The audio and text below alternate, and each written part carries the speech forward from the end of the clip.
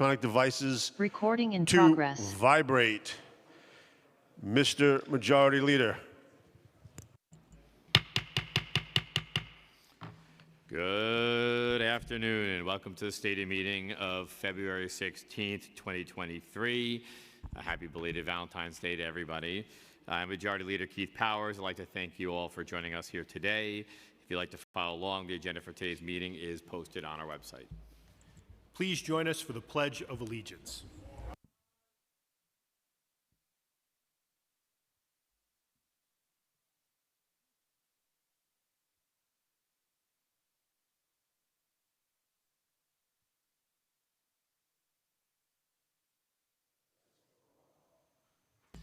Please call the roll call.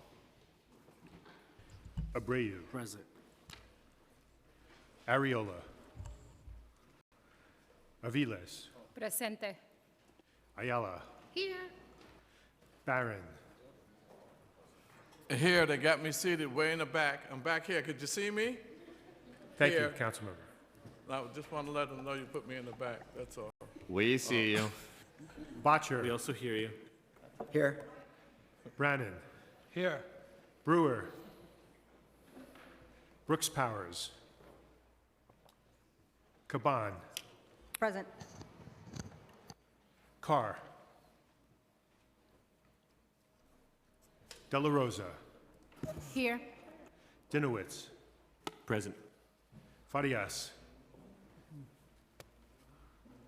Felice. Presente. Gennaro. Here. Gutierrez. Presente. Hanif. Here. Hanks. Present. Holden. I'm here.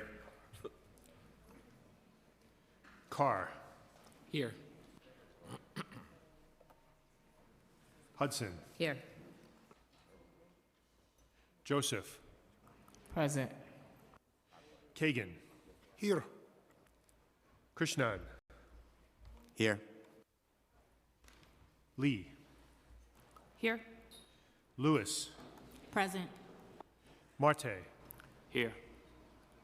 Mealy.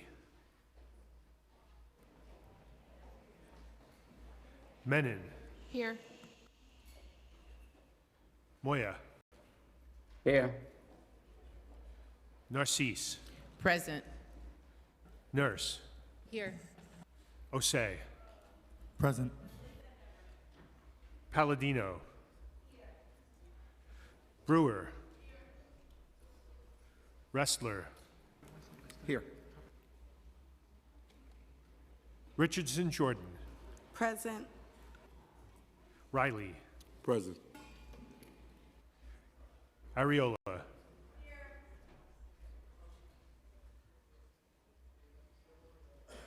Rivera. Salamanca. Present. Sanchez. Present. Shulman. Here.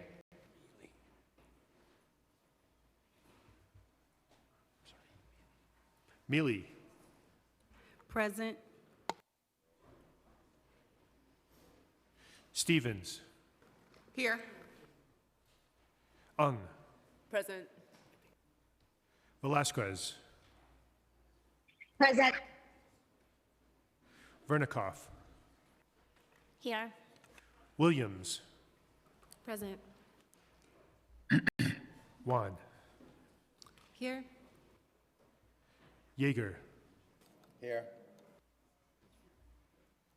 Borelli. Present. Powers. I'm here. Speaker Adams. Present.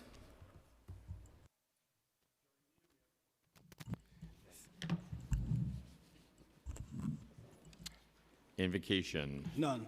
Thank you. We'll now have the adoption of the minutes by Councilmember Jim Gennaro. I make a motion that the minutes of the stated meeting of January 19th, 2023 be adopted as printed. Thank you. We'll now go to messages and papers from the mayor. None. Communication from city, county, and borough offices. None. Petitions and communications. None. Land use call-ups? None. Thank you. And we're going to, before we head over, I just want to welcome, I see we have Assembly Member Raj Kumar in the upstairs, and I also want to welcome Errol Lewis and his students here as well today. If we can welcome them to the City Council chamber. Thank you for being with us here today. We'll now go to communication from Speaker Adrian Adams. Thank you, Majority Leader, very much, and good afternoon once again, everyone. I hope you all had a very good Valentine's Day with your loved ones. I'd like to begin today by encouraging all New Yorkers of the continued importance of being fully vaccinated and getting your latest booster shots to protect yourselves and your loved ones from COVID-19. Before I continue, I want to take a moment to remember the life of NYPD officer Adid Fayez, who was laid to rest last week. Officer Fayez was a beloved father, son, and dedicated public servant. As a city, we're still mourning his loss, and we send our thoughts and condolences to his family and loved ones during this very difficult time. I also want to acknowledge the at least 8 New Yorkers who were injured and 1 person who was killed when a U-Haul truck was driven into pedestrians in southern Brooklyn. We extend our thoughts to the family and loved ones of Yi Ji Yi, a 44-year-old delivery worker and single father of 3 boys who lost his life senselessly. We're also praying for a full and speedy recovery for those who were injured after this terrible incident. And as we do during every other stated meeting, I want to take a second to honor the lives of New Yorkers who died in their workplace. This week, we're sending our love to the family of Carlos Garcia Ramos, a 38-year-old delivery worker from Washington Heights who was tragically killed while on the job. Colleagues, please join me in a moment of silence to remember Officer Adid Fayez, Yi Ji Yi, Carlos Garcia Ramos, and every other New Yorker who lost their lives since we were last together.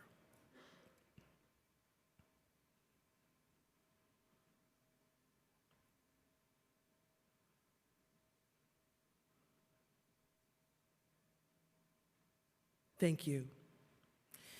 As we talk about safety and violence, whether it's gun violence, traffic violence, or even workplace safety, we must acknowledge the lack of safety that many communities still face. Black communities and communities of color have endured violence and trauma, even when headlines focused on record levels of safety in our city and too often lacked investments in supporting their health and safety. People with mental health and addiction challenges do not have the adequate access to treatment. Crime victims in communities experiencing the most violence lack access to victim services and trauma recovery. We have not scaled up the community safety investments that can make us safer, and it must not just be a focus, but it has to be a commitment that we make. The path to improving public safety is by investing in community-based safety solutions that prevent crime before it happens. The Council is committed to advancing safety for all of our neighborhoods, and I look forward to our continued work to achieve this outcome that all New Yorkers deserve. Yesterday, the Council's Committee on Education heard hours of testimony from advocates, providers, and parents on how our city's 3K and early childhood education programs are not being supported by the city to meet the needs of working families and children. There is an immense need for these programs across our city that improve children's educational outcomes and help our working families thrive. It is clear that the DOE has not administered these programs effectively, but the answer cannot be to reduce our investments. As a city government, we have to fix the bureaucratic management issues to get it right for our children, providers, families, and communities. We will be focused on advancing solutions to improve the administration of 3K and protecting investments in it.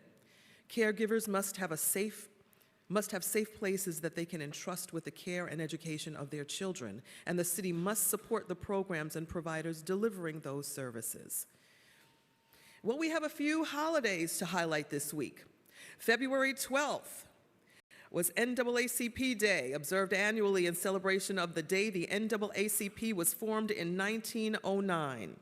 As the first and oldest civil rights organization in our country, we would not be here today without the work and advocacy of the NAACP and its chapters across the country.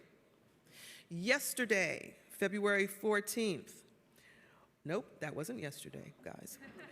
February 14th was National Black Literacy Day, which was established to focus on the importance of raising literacy rates in our communities.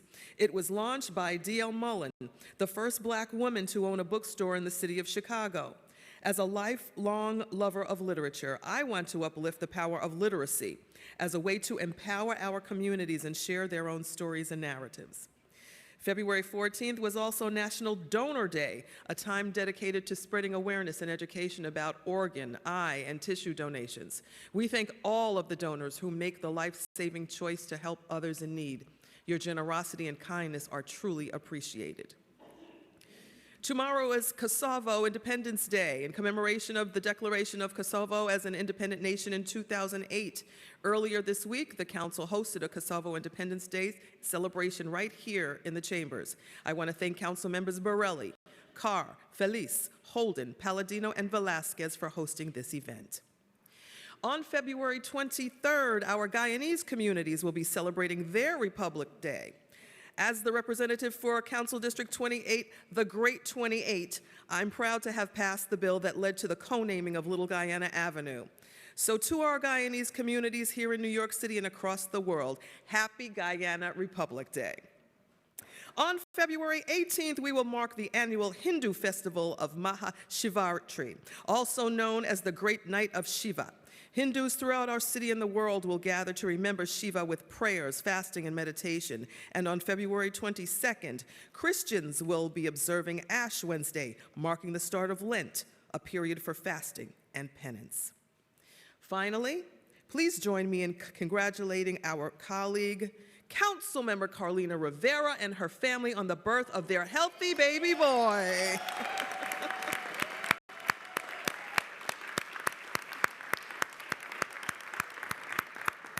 I'm excited to be an auntie again, and we're so excited to welcome a new member of our extended council family.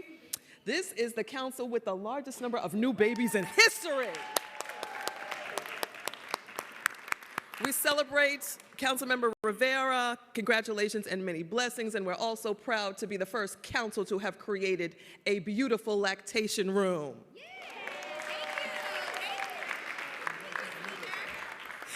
Now we can move on to our stated agenda.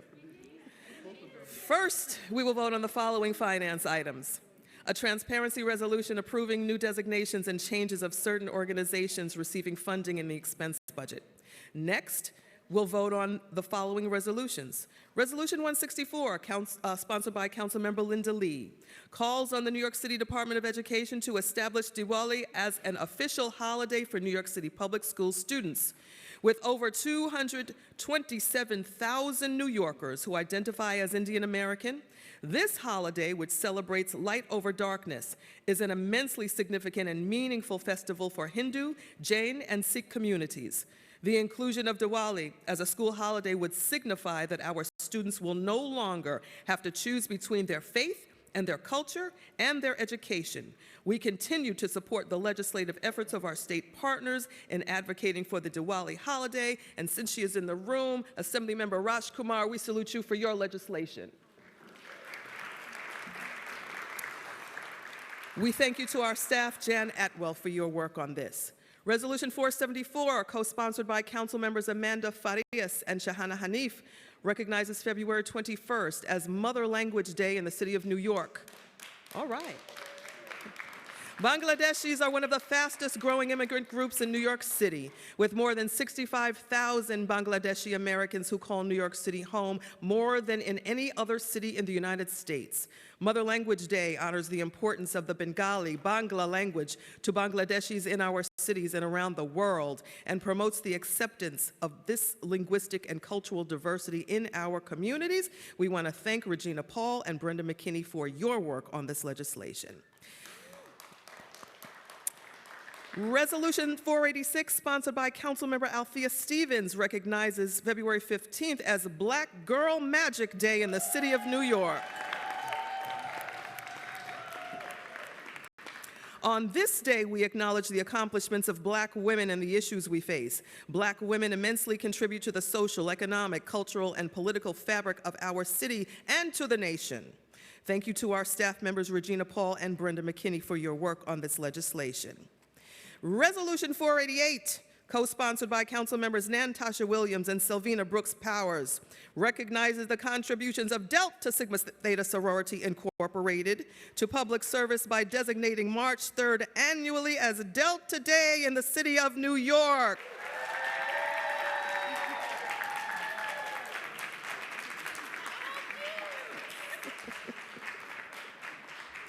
Our city is the home of the first graduate chapter of Delta Sigma Theta Incorporated, which also includes legendary Brooklynite Shirley Chisholm, the first black woman elected to Congress, and now include some New York City Council members. We thank them. Oh, I said if I heard that news, I was going to shut it down. We thank you. We truly thank you for your advocacy and positive impact on our communities, especially in black communities. The extraordinary work of this organization cannot be heralded anymore. We thank you for your contributions. And thank you, Deltas, and you beautiful crimson and cream up there.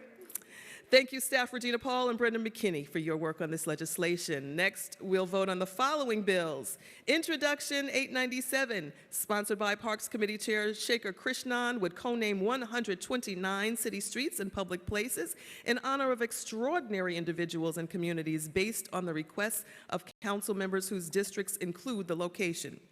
While there are many names worth highlighting in this omnibus bill, I do want to note one in particular because of his role in our body, as well as across the city and state. That is former council member and assembly member Al Vann.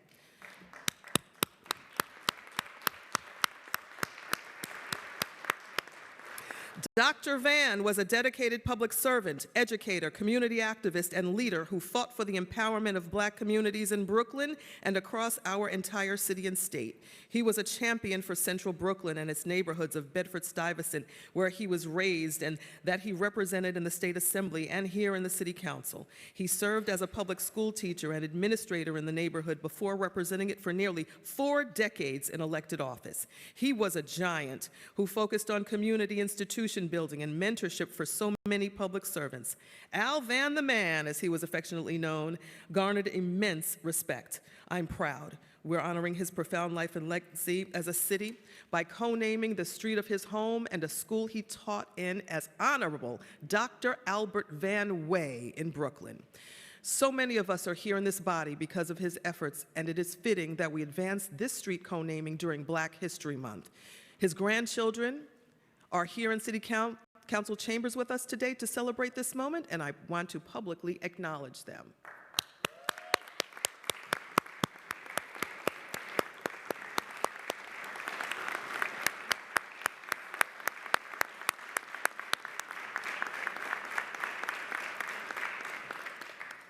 Thank you to our staff members, Christopher Sartori and Patrick Mulvihill, for your work.